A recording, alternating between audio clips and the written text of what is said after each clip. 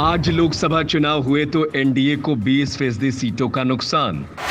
एक सर्वे में आए चौंकाने वाले आंकड़ों से उड़ी बीजेपी की नींद। जानिए किन राज्यों की सीटों पर लटक रही तलवार।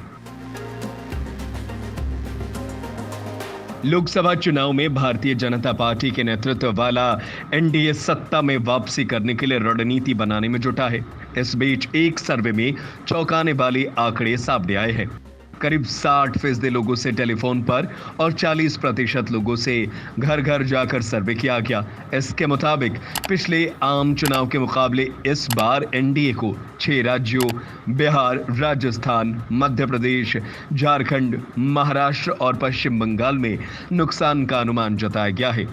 इन 6 राज्यों में से सिर्फ 2 जगह मध्य प्रदेश और महाराष्ट्र में ही एनडीए सत्ता में है। बाकी 4 राज्यों में राजस्थान, झारखंड, बिहार और पश्चिम बंगाल में विपक्षी गठबंधन इंडिया के दलों की सरकार है। हालांकि सर्वे में यहां पर इंडिया को भी कुछ खास फायदा होते नहीं दिखाया गया है। इन राज्यों में कुल 198 लोकसभा सीटें हैं।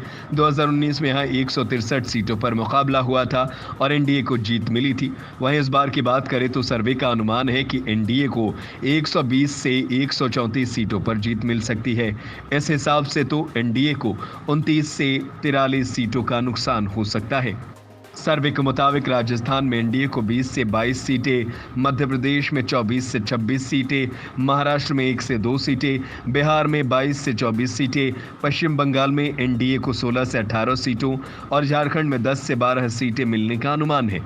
सर्वे के मुताबिक राजस्थान में इंडिया को 2 से 3 सीटें, मध्य प्रदेश में 3 से 5 सीटें, महाराष्ट्र में 15 से 19 सीटें, बिहार में 16 से 18, पश्चिम बंगाल में एनडीए को 23 से 27 सीटें और झारखंड में 2 से 4 सीटों पर जीत मिलने का अनुमान है। इनमें से सिर्फ 2 राज्यों में ही एनडीए की सरकार है, मध्य प्रदेश और महाराष्ट्र। 2019 के लोकसभा चुनाव के दौरान मध्य प्रदेश में कांग्रेस की सरकार थी और कमलनाथ मुख्यमंत्री थे। राज्य की 29 सीटों में से एनडीए ने 28 पर जीत हासिल की थी।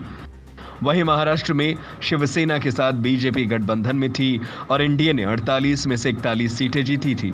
इसके अलावा बिहार की 40 में से 39, झारखंड के 14 में से 12, राजस्थान की 25 में से 25 और पश्चिम बंगाल की 42 में से 18 सीटें एनडीए ने जीती थी।